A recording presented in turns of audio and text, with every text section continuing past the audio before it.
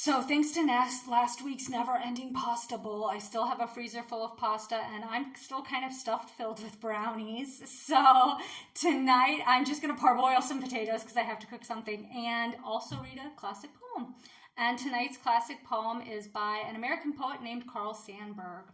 So Carl Sandburg, he was a poet during the first half of the 19th century or 20th century. So his first book of poetry, the Chicago Poems, came out in 1916. And he's a really interesting figure. He's very much a self-made man. Like, he dropped out of school as a kid to support his family, which sadly was not uncommon at that time and is tragically still happening in all parts of the world today.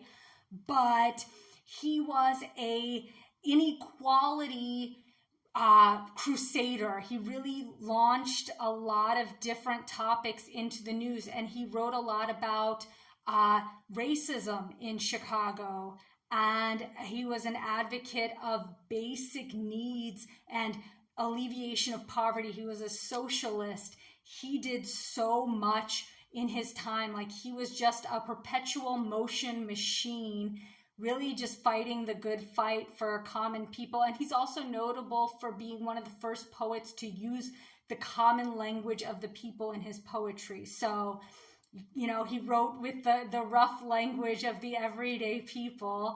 And I really enjoy a lot of his poems.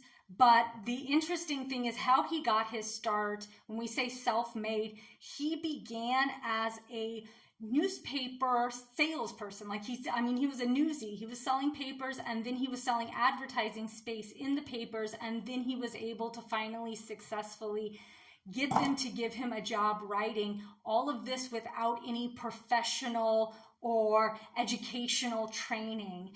And it's interesting to see how many great writers of that time, you know, the foundation of English writing in the US, you know, Hemingway and Carl Sandburg and Robert Frost, in a lot of ways, were self-taught. They were self-made, and they were given opportunities that are no longer available. And it might seem like that's a bygone era, or that doesn't really happen, or there's lots of them today. But really, the universities in some ways are responsible for gatekeeping writing and art opportunities. The MFA programs have to make sure that some people get something for their degree time. So there's a lot of institutional gatekeeping. And I'm not complaining, but I think it's really important that people are aware that during the COVID pandemic, suddenly all of these universities have sprouted up content creation programs, because social media is still one of the few self-made avenues. And it worries me, not for myself, it worries me for these kids that are coming up that are going to be absolutely blindsided when this seemingly organic path to whatever they wanted, to whatever future that this had a part in, is taken from them. They're going to be absolutely blindsided by that. And most of these degree programs, which are propping up in universities all over the world and in major institutions, really just are only a couple of years old. And they're going to want to gatekeep who gets to be on social media. And there's agencies now that represent a lot of content creators that are getting larger and larger. These agencies, they're going to want to work with the university pipeline. It's a gatekeeping system that relies on each other. And it's very worrisome, especially because none of it's being done out in the open. It's all kind of happening quietly without a lot of attention. And when we discuss the value of a degree, what is a digital influencer degree worth? It's only worth as much as they can make it worth. So if they create a system where, unless you know the right people, unless you take the right choices, unless you go the expensive route, you have no chance. It's like any traditional media. then all of a sudden those kids that think, oh, this is still some free way for them to express themselves, something still left for them is going to be gone.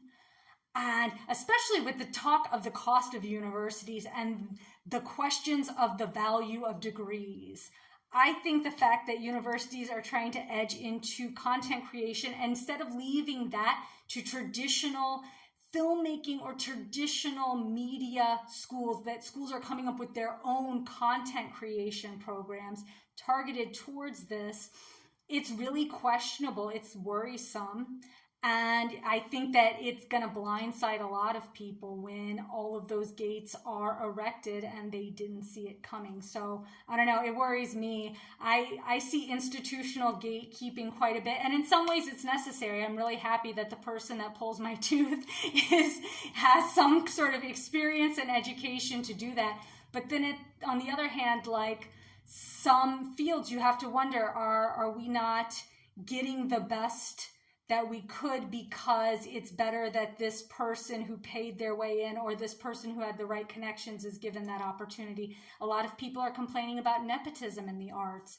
And as we see that kind of system move more and more and take over more and more of social media, we're going to have the same thing where social media is what is shown to us and not what we interact in. We're going to be the passive audience. So I have no solutions to that problem, but it is one worth talking about. And the poem I'm going to read is called Jazz Fantasia. Drum on your drums, batter on your banjos, sob on the long, cool, winding saxophones. Go to it, oh Jasmine. Fling your knuckles on the bottoms of the happy tin pans. Let your trombones ooze and go husha husha husha with the slippery sandpaper. Moan like an autumn wind high in the lonesome treetops. Moan like you wanted somebody terrible. Cry like a racing car slipping away from a motorcycle cop. Bang, bang, you Jasmine, bang all together, drums, traps, banjos, horns, tin cans. Make two people fight on the top of a stairway and scratch each other's eyes in a clinch tumbling down the stairs.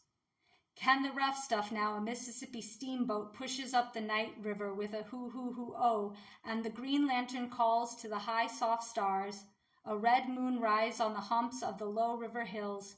Go to it, oh Jasmine.